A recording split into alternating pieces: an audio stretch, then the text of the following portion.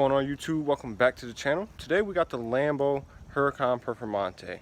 We're going to do a quick walk around, take it for a spin, and show you guys what it's like to experience the Huracan Performante from like a BMW guy's perspective, you know what I'm saying? So let's get right into the walk around. So right here we have the key. Pretty nice key. This is a 2018 Lamborghini Huracan Performante coupe.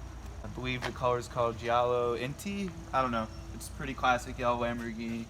First Lamborghini in the family. We thought it was pretty appropriate. Yeah, definitely. Starting with the wheels, we went with the 5-spoke center lock. I'm a huge fan of 5-spoke wheels, and we did the yellow caliper to match the car. We went with the tricolor stripe. You don't necessarily have to. We like that.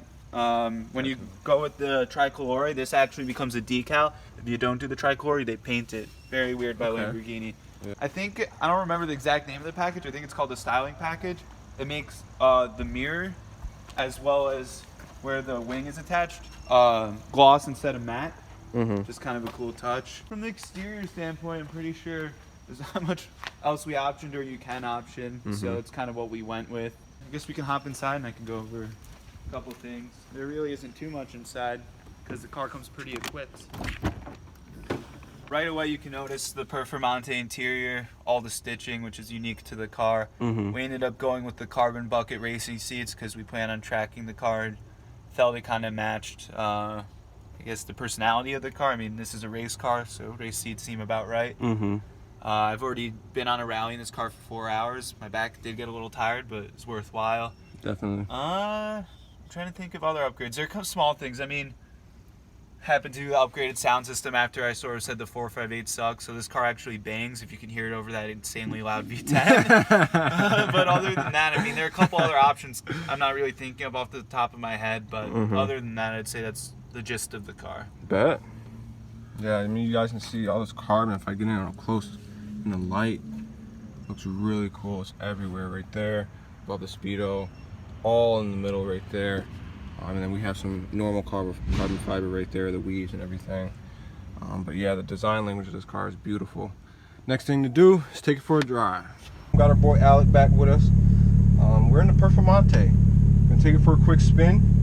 Show you guys what it's like on the road, what it feels like, pretty much what the vibe is. Man, this is my first time in a Lamborghini ever, at least on the road. It's gonna be exciting. I'm looking at hella forged carbon. Oh yeah, hella forged carbon. Wow. I guess I do like it better than the normal carbon fiber with the weaves and stuff. I mean, it's different. Yeah. So right now the car's not warm. It'll red lines at 6,000. You know, as we get going, I think it goes to around 8,800. And we're currently in sport mode. Sport mode, you can be in manual or automatic. Strata, which is the calmest of modes, even though this car is not calm at all, is what you can be. And then Corsa is essentially the race mode. You can only be in manual. The car just dropped from its lift because once you hit a certain speed, the car goes down after it's been lifted, which is nice because sometimes when you're in supercars and they don't do that, you kind of just forget to put it down, and then you look kind of silly with, you know, massive wheel gap in a supercar. So kind of works out. Can't wait to take it on track too. I mean, I've driven it a couple laps in Watkins Glen.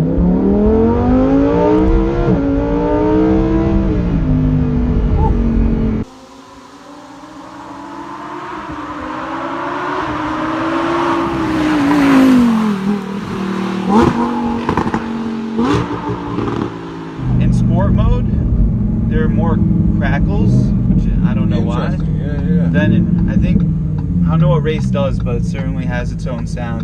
And then interesting on the Performante versus, you know, a normal Huracan, the exhaust on this car is titanium. Oh, okay. The normal Huracan doesn't, so that kind of helps titanium. It gives it a nice, crisp, deep note. Definitely. Sounds like heaven. And what's, you know, horsepower, performance specs? I think horsepower is 640. Okay. Naturally aspirated V10 again. No turbos in this family, which is good. I don't remember the torque number. It's pretty significant for a naturally aspirated car. Yeah. But I mean, suspension is so tight. It's all-wheel drive. Right. How does that make the 0 to 60 time on this? So I think Lamborghini officially reports it as like 2.8 or 2.9. I've seen some magazines even quote it, you know, with a V-box like 2.6. So it definitely hooks, which is cool. That's extremely fast.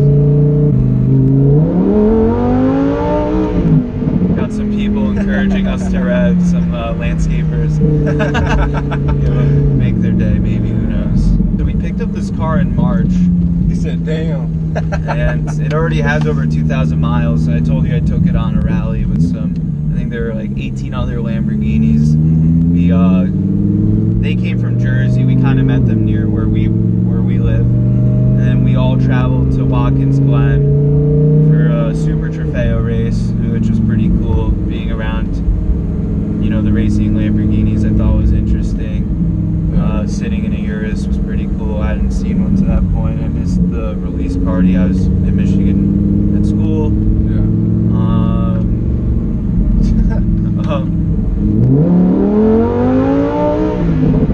Another guy videoing us, but overall it was cool. So, and then they let us take 3 laps on track.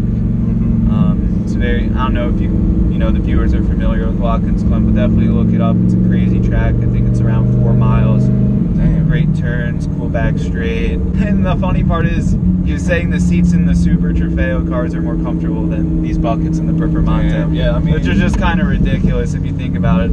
These things, they're cool looking, but they're not in any way, shape, or form comfortable. Yeah, so I said the 458 is pretty daily drivable.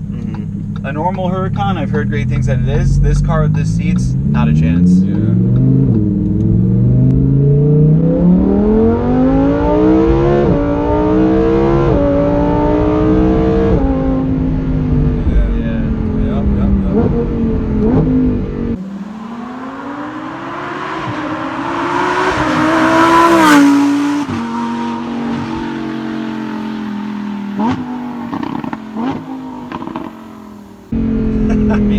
So now that was Corsa mode. I don't know if you can hear a difference. It's kind of tough, but yeah. You've only been in the car for, you know, a couple of minutes now, so it takes getting used to. Then I can, if I'm bored, you can always just throw it into Sport or Strada, throw it back into Auto. Kind of does the shifting for you. You barely even have to think. So That's it's amazing. cool.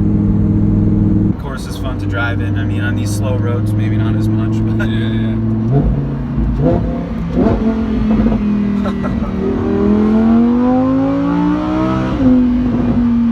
Man, obviously he owns a BMW M4.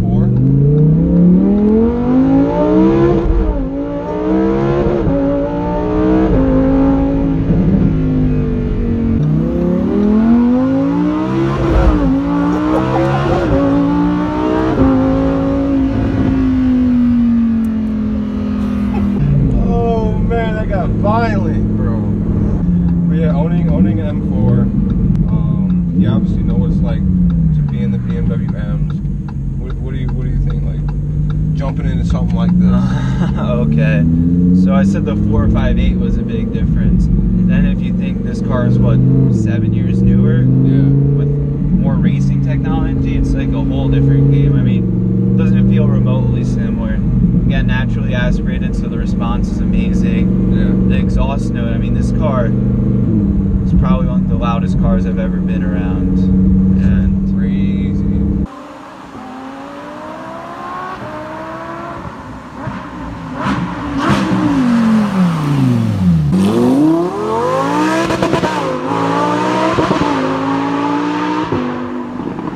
it's just such a pleasure and an experience to drive. That's wild. That motor is just right there. Same with the 458, but Yeah. forged everywhere in the cabin back there. Yeah, even the engine bay is forged. Wild. They really, I think that's actually on all Huracans, the engine bay is forged. I don't remember, but it's a nice little touch. Definitely. So what do you think of the car being a passenger? I mean, this and the Carrera GT are by far the best 2 cars that I've been in. Yeah. At least to my taste.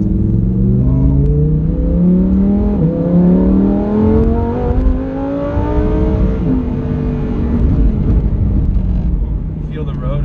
This Yeah. road's not the best, so the stiff suspension really I was just about is to getting say, punished. you pretty much feel everything. Right, right. And just how the car maneuvers and handles on the road is wild. But also, those shifts are literally instant. Yeah, that's something. I mean, BMW's DCT is pretty good, but I'd say these shifts are definitely quicker.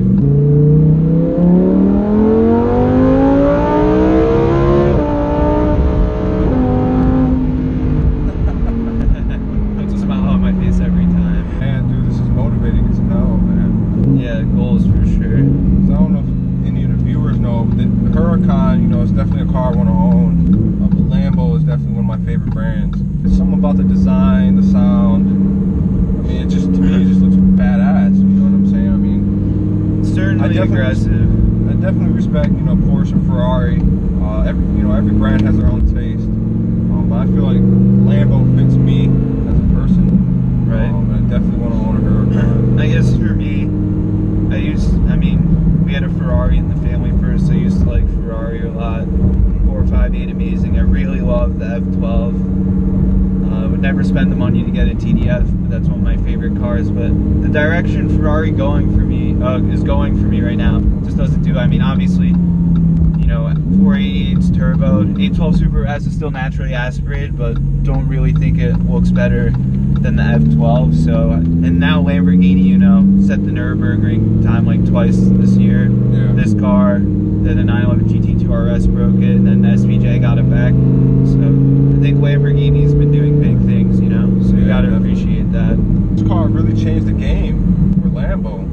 You know what I mean? This stat's kind of old. I don't know how accurate it is, but someone, maybe it was a salesman that when we picked up the car, told me 80% of Performante owners are first-time Lamborghini owners. That's crazy. The knock on Lambo's always been they sound cool, they look cool, but the driving experience is kind of eh. And then, you know, they knocked it out of the park with this car. I guess it interested a lot of people, and, you know, the sales just kind of happened. Yeah, now we're about to get some flybys, experience the car from the outside, and yeah, that'll pretty much wrap it up for today's video.